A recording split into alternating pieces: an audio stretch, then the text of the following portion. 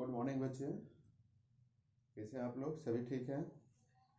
चलिए, आज फिर से मुकेश सर ऑनलाइन क्लासेस में आप सभी बच्चों का बहुत बहुत स्वागत है। और आज हम लोग फिर जो है वर्ग 7 का विषय पर्यावरण और हम जो कि भूगोल सब्जेक्ट, भूगोल जो किताब है उससे रिलेटिव है। और आज हम लोग पार्ट 3 जो है स्थल रूपों का विकास भाग 6 देखेंगे। भाग 6 में हम लोग पढ़ेंगे समुद्री तरंग के कार्य, यानी समुद्र भी जो होता है वो किस प्रकार से स्थल कृतियों का आकृति जो है वह बदलती है। लेकिन उससे पहले हम लोग भाग 5 में क्या पढ़ा था? तो भाग 5 में जो है हम लोग पवन के कार्य पढ़े थे, यानी जब पवन जो है अपने साथ बहुत सारे मिट्टियों को उड़ाकर ले जाती है, पवन भी मिट्टियों का अपरदन करती है, तो उसे पवन के कार्य कहे जाते हैं। और इस प्रकार से हम लोगों ने पवन के 4 मुख्य आकृतियों के बारे में पढ़ा था, जैसे मशरूम चट्टान या छत्रक शैल। मशरूम चट्टान या छत्रक शैल, जब चट्टान किसी भी चट्टान का नीचे का भाग पवन उड़ा ले जाता है और ऊपर का भाग रह जाता है, तो वह एक मशरूम के जैसा या छाते के जैसा बन जाता है, जिसे मशरूम चट्टान या छत्रक शैल कहते हैं। बलुआ टिब्बा जो होता है, जब पवन जो है अपने साथ बहुत सारे बालू को किसी पेड़ या किसी चट्टान के बगल में जमा कर देता है और वहां पर टिल्हे के जैसा रूप धारण कर लेता है, तो उसे हम लोग बलुआ टिब्बा कहते हैं। लाउस जो होता है, जब पवन अपने साथ बालू को, महीन कणों को, उपजाऊ कणों को जब एक समतल जगह पर छोड़ देता है, तो उसे हम लोग लाओस कहते हैं। और यह लाओस जो है वह एक चीन का लाओस जो होता है वो बहुत ही उत्कृष्ट उदाहरण है आपका ये पवन के कार्य का। उसके बाद हम लोग पढ़े थे ओएसिस, यानी ओएसिस जो होता है जब पवन किसी स्थल में मिट्टियों को उड़ाकर ले जाती है और वहां पर एक गड्ढा बन जाता है और उस गड्ढे में जब जल भर जाती है तो उसे हम लोग ओएसिस कहते हैं। इसके बाद हिम नदी के कार्य पढ़े थे, यानी हिम नदी मतलब हिम मतलब बर्फ नदी, यानी वह नदी जो बर्फ ही बहती है ना। और यह बर्फ, जब हम लोग सभी जानते हैं कि ऊंचे पहाड़ों पर बर्फ होता है, जब बर्फ ज्यादा मात्रा में हो जाता है तो वो घिसक कर नीचे चला आता है और वह एक नदी का रूप धारण कर लेता है, जिसे हम लोग हिम नदी कहते हैं। और हिम नदी जो होता है वो 3 प्रकार के स्थलाकृतियों का निर्माण करता है। पहला हो गया यू आकार की घाटी, यानी यू आकार। जब हिम नदी जब चलती है तो नदी के दोनों किनारे और नीचे जो है वो मिट्टियों को काटते हुए आगे की ओर बढ़ती है, जहां पर यू आकार, यू शेप का आकृति बन जाती है, जिसे हम लोग यू आकार की घाटी कहते हैं। दूसरा हो गया हिमोड। हिमोड जो होता है बच्चों, जब हिम नदी धीरे धीरे जब बर्फ रहती है और वह जब बहते हुए नीचे की ओर जाती है तो वह धीरे धीरे पिघल जाती है, और पिघलने के साथ जो हिम नदी के द्वारा जो लाई गई चट्टान, बालू, मिट्टी जो होती है वह धीरे धीरे जमा हो जाती है, तो उसे हम लोग हिमोड कहते हैं। तीसरा हो गया सर्क एवं टॉर्न, यानी सर्क जो होता है, जब किसी चट्टान पर हिम नदी बहती है तो वहाँ एक खोखली आकृति बन जाती है और उसी खोखली आकृति को हम लोग सर्क कहते हैं। और जब उस खोखली आकृति में जल पानी भर जाता है तो उसे हम लोग टॉर्न कहते हैं। तो ये हम लोग जो है भाग जो है, पार्ट जो है 5 में हम लोगों ने पढ़ा था। आज हम लोग भाग 6 में पढ़ेंगे समुद्री तरंग। ठीक है, तो समुद्री तरंगों के कार्य क्या है?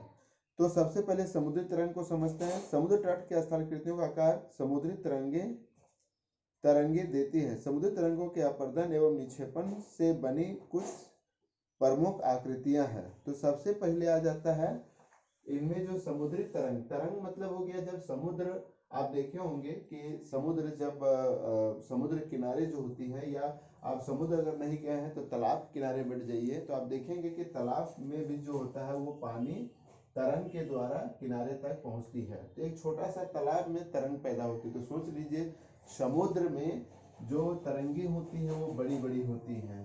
ठीक है, और इससे भी जो है वह किसी जगह की स्थलाकृतियों का परिवर्तन करती हैं। तो एक होता है बच्चों, यहाँ पर हम देखेंगे समुद्री समुद्री श्रिंग, समुद्री श्रिंग के बारे में जानेंगे।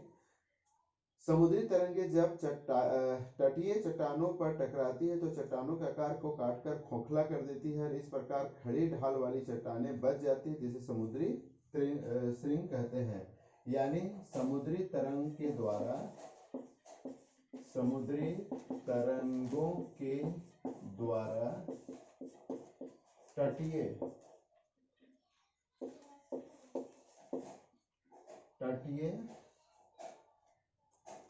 चट्टानों पर, तटीय चट्टानों को काटकर, है ना, काटकर खोखला कर देती है, खोखला कर देती है। तो उसे हम लोग क्या कहते हैं? समुद्री श्रिंग कहते हैं। देखिए जैसे ये चट्टान है, अब यहाँ पर समुद्र जो है वो लगातार इस पर जो है अपनी तरंगे फेंक रही है। अब ये क्या होता है कि धीरे धीरे जहाँ पर तरंगे ज्यादा जोर पड़ेगी तो वहाँ का मिट्टी क्या होगा, ऑटोमेटिक जो है वो करते करते इस तरह का खोखला बन जाती है। यानी इस पार से उस पार देख सकते हैं। जैसे कि यहाँ पर आप चित्र में देख सकते हैं कि यह एक चट्टान है और धीरे धीरे क्या हो गया कि ये मेहराब के जैसा ये हो जाती है। ठीक है, तो ये एक तरह से गुफा, ये समुद्र गुफा बन गया, तो समुद्री गुफा हो गया। और ये यहाँ की पूरी मिट्टी को हटा दिया तो ये प्राकृतिक मेहराब हो गया, है ना। तो इस तरह का एक आकृति बनाती है जिसे हम लोग समुद्री श्रिंग कहते हैं। दूसरा हो गया बच्चों समुद्री गुफा। अभी हम लोगों ने समुद्री गुफा के बारे में पढ़ा। समुद्री तरंगे लगातार काट छाट का कार्य कर श्रृंगों को तोड़ती रहती है। इस प्रकार उसमें छोटी छोटी दरारें पड़ जाती हैं जो समय के साथ चौड़ी होकर समुद्री गुफा का निर्माण करती है। तो यहाँ पर आप देख सकते हैं बच्चों कि ये पूरी तरह से इस पार से उस पार हो गया तो इसे प्राकृतिक मेहराब कहते हैं। और ये जो दरारें पड़ गई हैं तो इसे हम लोग समुद्री गुफा कहते हैं। तो समुद्री गुफा का निर्माण जो होता है छोटी छोटी दरारें पड़ जाने के बाद, यानी समुद्री तरंगों के माध्यम से, यहाँ पर लिख देता हूँ, समुद्री तरंगों के द्वारा जब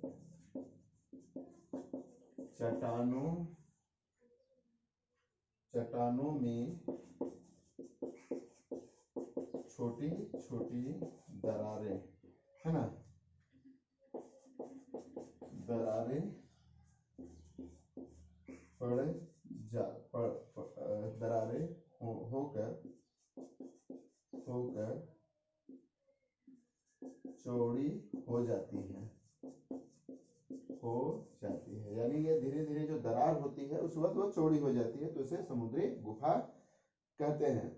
जब दोनों तरफ से बनी हुई समुद्री गुफाएं विस्तृत होकर एक दूसरे से मिल जाती हैं तो उनके आर पार जल बहने लगता है। तो इस प्रकार के आकृति प्राकृतिक मेहराब कहलाती है। यानी प्राकृतिक मेहराब क्या हो गया कि जब ये देखिए ये चट्टान था पहले, लेकिन इधर से भी इसको काट कर पूरी तरह से अच्छी कर, यानी इधर का पानी और उधर का पानी एक मिल गया तो इसे हम लोग प्राकृतिक मेहराब कहते हैं। जब यह प्राकृतिक मेहराब अपरदन के कारण टूटकर नीचे गिर जाता है और शीर्ष स्थल का सागर वाला भाग तट से अलग हो जाता है तो इस प्रकार की आकृति को स्टैक या सागरीय स्तंभ कहते हैं। अब यहाँ पर देखेंगे बच्चों कि ये जो है टूटकर देखिए ये अलग हो गया, अब ये अलग खड़ा है तो इसे हम लोग बोलेंगे स्टैक या सागरीय स्तंभ। ठीक है, ये स्तंभ के जैसा खड़ा हो जाता है। तो इस प्रकार से हम लोगों ने देखा कि समुद्री तरंग के कारण जो होता है वह समुद्री गुफा, प्राकृतिक मेहराब या स्टैक या सागरीय स्तंभ बनते हैं। तीसरा हम लोग देखेंगे बच्चों लैगून।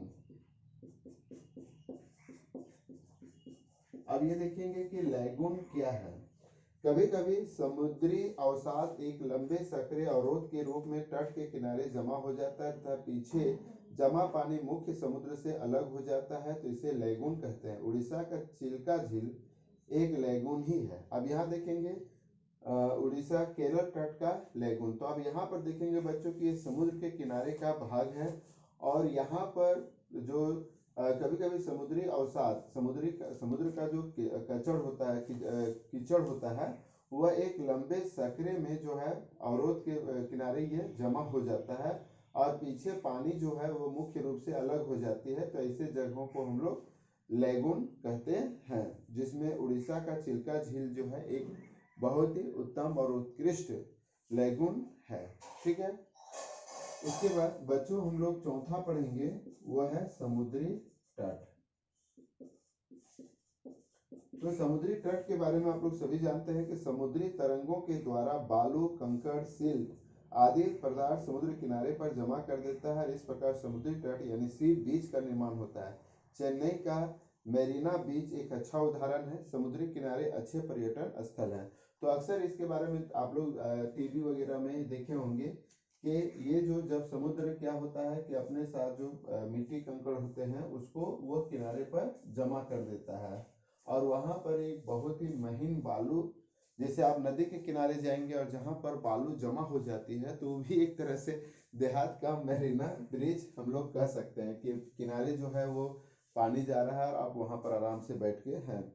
तो समुद्र किनारे अच्छे पर्यटक स्थल हैं। आज देखेंगे कि बहुत ऐसे लोग जो है वो बीच पर, है ना, गर्मियों का छुट्टी हो गया है ना, या अभी जनवरी का महीना चल रहा है तो उसमें जो है लोग बीच पर समुद्र किनारे अपनी छुट्टियां बिताने जाते हैं। तो इस प्रकार से हम लोग समुद्री तरंग के कार्य के बारे में हम लोग पढ़े। अब इसके बाद बच्चों हमारे ये चैप्टर जो है कंप्लीट होता है और हम लोग बहुत कम शब्दों में जो है इसको हमने समझने का प्रयास किया है। अब बच्चों इसे आप लोग वीडियो को पॉज करके इसको उतार लेंगे। ठीक है, अब इसके बाद हम लोग देखेंगे अभ्यास, क्योंकि आज समय है, थोड़ा सा अभ्यास को भी हम लोग जो है बनाएंगे। तो ये एक तरह से जो है हमारा ये जो चैप्टर है वो 6 भाग में ही सिमट के कंप्लीट हो जाएगा। तो इसे हम लोग अभ्यास भी हम लोग कर लेते हैं ताकि समय का जो है वो बचत हो जाए।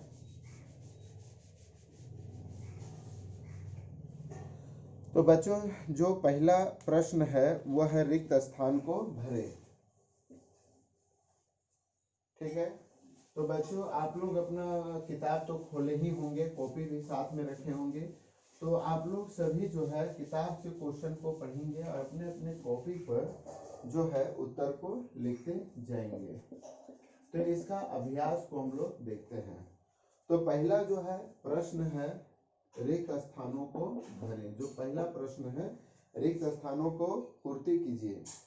पहला है ऐसे बल जो पृथ्वी के आंतरिक भाग से उत्पन्न होता है, वैसे उसे हम लोग कौन सा बल कहते हैं? वह है अंतर्जनित बल। और जो बाहर के जो पृथ्वी के बाहर में जो बल लगता है उसे बहिर्जनित बल कहते हैं। तो पहला जो होगा वह अंतर्जनित होगा। दूसरा, इटली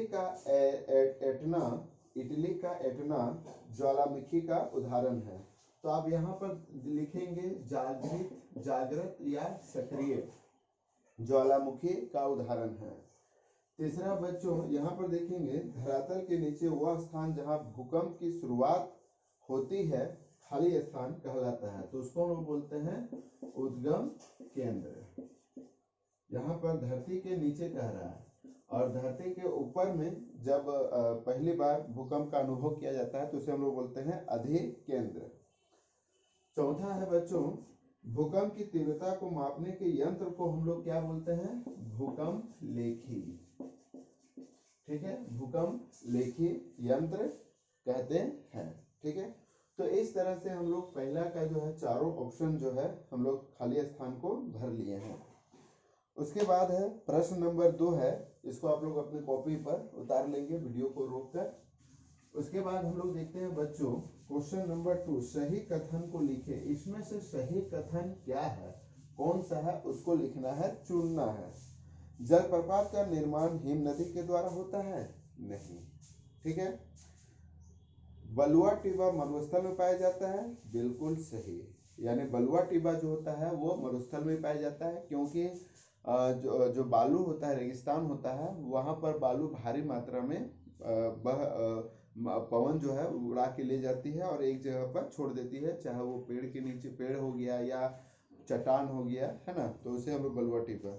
विश्व की सबसे बड़ी कैनियन गंगा नदी पर द्वारा निर्मित होती है? नहीं। तो ये ऑप्शन जो है आपका दूसरा का दूसरा आप लिखेंगे, सही कथन को लिखें तो सही कथन जो है दूसरा का दूसरा है। उसके बाद बच्चों हम लोग क्वेश्चन नंबर 3 में जाते हैं। निम्नलिखित प्रश्नों का उत्तर एक वाक्य में देना है, एक वाक्य में देना है। तो तीसरा का पहला जो है, पृथ्वी पर कार्यरत 2 प्रकार के बलों का नाम लिखें। तो 2 प्रकार के बल, पहला क्या हो गया, अंतःजनित बल, और दूसरा हो गया बहिर्जनित बल। ठीक है बच्चों, इसको हम लोग पढ़े थे। इसके बाद है क्वेश्चन नंबर 3 का दूसरा, मशरूम चट्टानें कहाँ पाई जाती है। तो इसको लिखेंगे कि मशरूम चट्टानें जो है, मशरूम चट्टानें रेगिस्तानी प्रदेशों में पाई जाती है। ठीक है, रेगिस्तानी मशरूम चट्टानें जो होता है वो रेगिस्तानी प्रदेशों में पाई जाती है। तीसरा है बच्चों, गोखुर झील का निर्माण किस कारक के द्वारा होती है। तो गोखुर झील, चूंकि वाक्य में देना है, गोखुर झील का निर्माण जो होता है वो किस कारक से होती है। तो वो हो गया निक्षेपात्मक कारक से होती है, यानी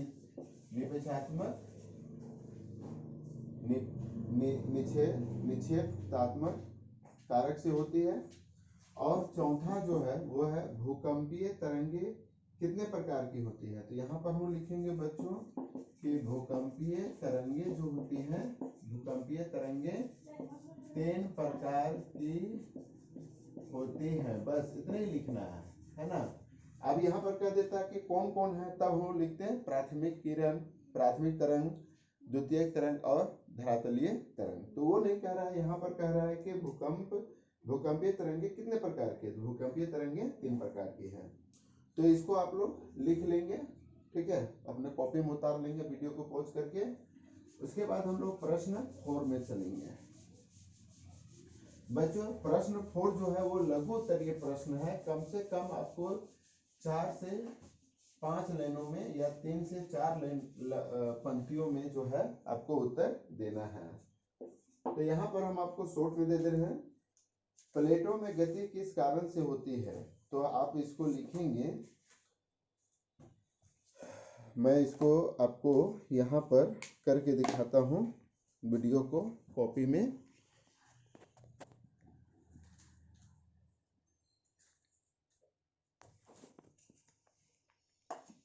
तो बच्चों आप यहाँ पर देखेंगे जो सवाल हैं आपको दिखाई पड़ जाएगा। जो सवाल है, चूंकि यह लघु उत्तरीय प्रश्न है, थोड़ा सा आपको लिख के देना होगा। सवाल है, प्लेटों में गति किस कारण से होती है। तो इसका उत्तर बच्चों आप लोग पेज नंबर जो है,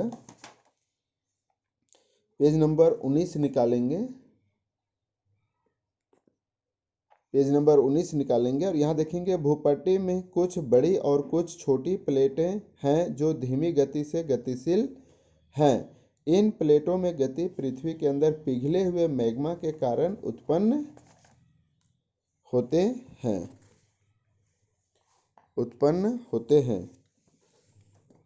थोड़ा सा स्टिंग जो है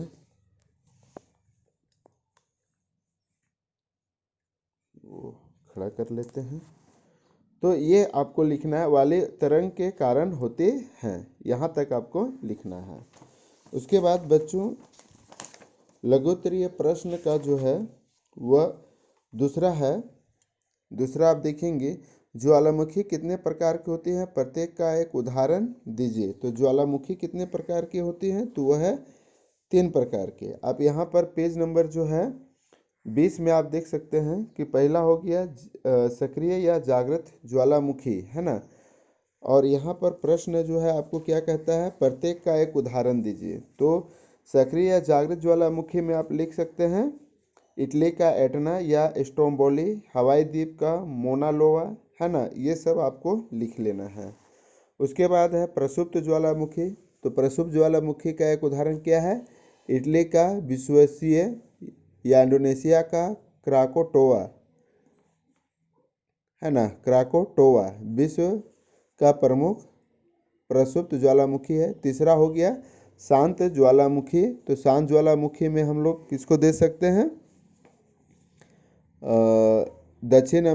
ये आप दे सकते हैं अफ्रीका का किलिमंजारो या म्यांमार का माउंट पोपा या दक्षिण अमेरिका का चिम्बोराजो विश्व के प्रमुख शांत या मृत ज्वालामुखी हैं। तो इसको आप लोग जो है लिख सकते हैं। इसके बाद है बच्चों, जल प्रपात का निर्माण किस प्रकार होता है? तो बच्चों इसके लिए आप लोग जो है पेज नंबर जो है 24 निकालेंगे, 24, और यहाँ पर देखेंगे जलप्रपात। तो जलप्रपात किस कारण से होता है? तो लिखेंगे कि नदी का पानी जब ऊंचाई से दूसरी तरफ गहरी घाटी में गिरता है तो जलप्रपात का निर्माण होता है ना। कर्नाटक का जोग तथा झारखंड का हुंड्रू दक्षिण कुछ प्रसिद्ध जलप्रपात हैं। तो इतना ही आपको लिखना है। उसके बाद बच्चों क्वेश्चन नंबर 4 है, हिम नदी के द्वारा निर्मित स्थलकृतियों के नाम लिखें। तो हिम नदी के द्वारा जो है कौन कौन से आकृतियां बनती हैं? तो पहला हो गया यू आकार, ये पेज नंबर जो है 26 में आप देखेंगे, यू आकार की घाटी हो गई, हिमोड हो गया, सर्क एवं टार्न। तो यही आपको लिखने हैं। इसके बाद जो है अंतर आपको लिखना है। क्वेश्चन नंबर 5, अंतर बतावें उद्गम केंद्र और अधिकेंद्र। तो बच्चों आप इसके लिए जो है पेज नंबर निकालेंगे, पेज नंबर जो है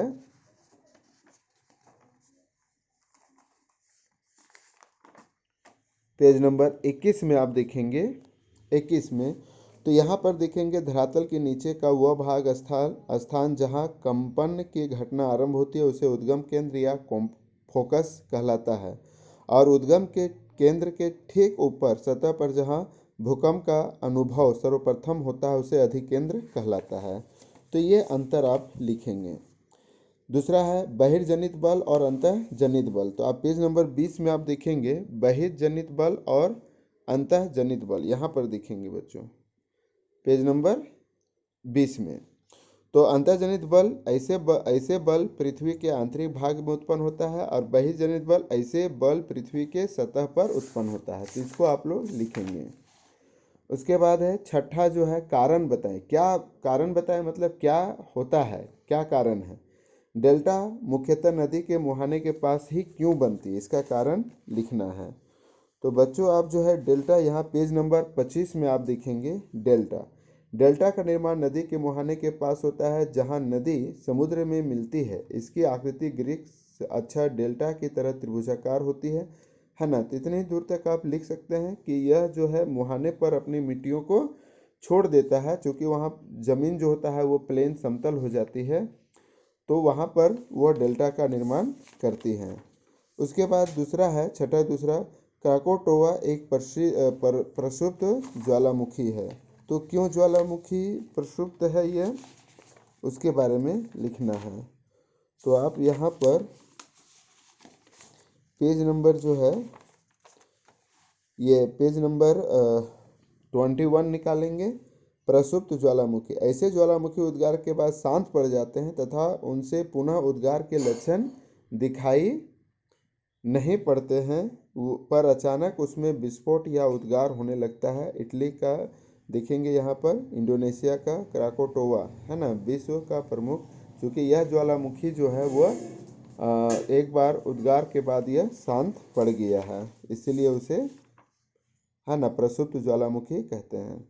अब बच्चों प्रश्न जो है 7, यह दीर्घ उत्तरीय प्रश्न है। तो दीर्घ उत्तरीय में थोड़ा सा लंबा आपको देना है, कम से कम 8 से 10 पंक्तियों में। नदी के द्वारा निर्मित स्थलाकृतियों की विवेचना कीजिए। तो बच्चों नदी के द्वारा जो दो आकृति, नदी के जो कार्य हैं, एक अपरदनात्मक स्थलाकृतियाँ और दूसरा था निक्षेपात्मक स्थलाकृतियों के बारे में आपको लिखना है। तो अपरदनात्मक स्थलाकृतियाँ में आप भी आकार की घाटी के बारे में चर्चा कर सकते हैं, गार्ज और कैनियन के बारे में आप जो है चर्चा कर सकते हैं, जलप्रपात के बारे में चर्चा कर सकते हैं, बिसर्प एवं गोखुर झील के बारे में चर्चा कर सकते हैं, डेल्टा के बारे में चर्चा कर सकते हैं। ये सभी जो हैं आपको थोड़ा दीर्घ उत्तरीय में नदी द्वारा किया गया है। भूकंप क्या है, भूकंप के क्या कारण है? तो बच्चों आप जो है भूकंप के कारण के लिए जो है पेज नंबर आप निकालेंगे 21, ठीक है। आप 21 में देखेंगे सबसे ऊपर में कि भूकंप क्या है। पृथ्वी की सतह के कंपन को ही भूकंप कहते हैं। और यह इसके कारण क्या है, आप यहाँ पर देखेंगे भूकंप के क्या कारण है। तो कारण है प्लेटों की गति, ज्वारीय उद्गार, भूपटल भ्रंश, जलीय भार आदि भूकंप के कारण है। इससे सबसे प्रमुख कारण प्लेटों गति अथवा प्लेट विवर्तन की क्रिया है, ठीक है। तो इसके बारे में आप लोग थोड़ा सा लिखेंगे। इसमें आप लोग थोड़ा सा उद्गम केंद्र हो गया, अधिकेंद्र के बारे में लिखेंगे। चूँकि दीर्घ उत्तरीय प्रश्न है, थोड़ा सा आप यहाँ पर जो है भूकंप तरंगे के बारे में लिख देंगे, ठीक है। तो ये आपका जो है ये क्वेश्चन का आंसर आपका भूकंप के क्या कारण है उसको भी आप लिख सकते हैं, या ज़्यादा नहीं तो भूकंप के क्या कारण है वहाँ तक आप लिख देंगे तो भी चलेगा। और ये क्वेश्चन नंबर 8 है जो क्रियाकलाप है। यह क्रियाकलाप जो है इसका एक सूची बनाना है। झारखंड विभिन्न जलप्रपात और वे जिन नदियों के द्वारा निर्मित होते हैं उनकी सूची बनाना है। तो आप यहाँ पर जो है हुंड्रू जलप्रपात हो गया, दसम जलप्रपात हो गया, जोन्हा जलप्रपात हो गया इत्यादि के बारे में आप लोग लिख सकते हैं। और वह कौन नदी में है इसके भी आप जानकारी ले सकते हैं।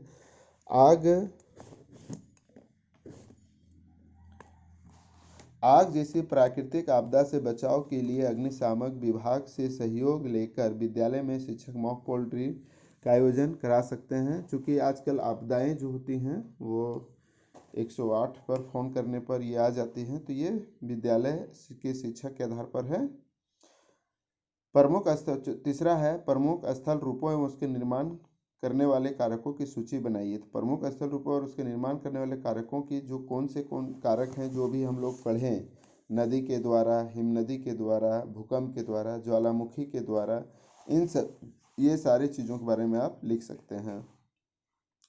चौथा है नदी द्वारा निर्मित घाटी एवं जलप्रपात का मॉडल निर्माण कर कक्षा में प्रदर्शित करें। ये बहुत अच्छी योजना है बच्चों। आप जो है किसी नदी के द्वारा, मिट्टी के द्वारा या फिर थर्माकोल के द्वारा या घर में पड़े बेकार कार्टूनों के द्वारा जो है आप जो है इसका एक मॉडल बना सकते हैं।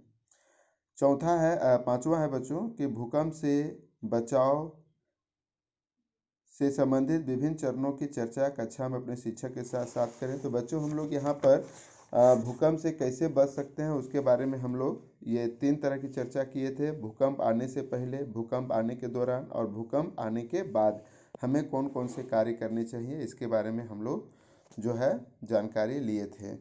तो इस तरह से हमारा जो है चैप्टर ये कंप्लीट होता है। और हम लोग ये देखेंगे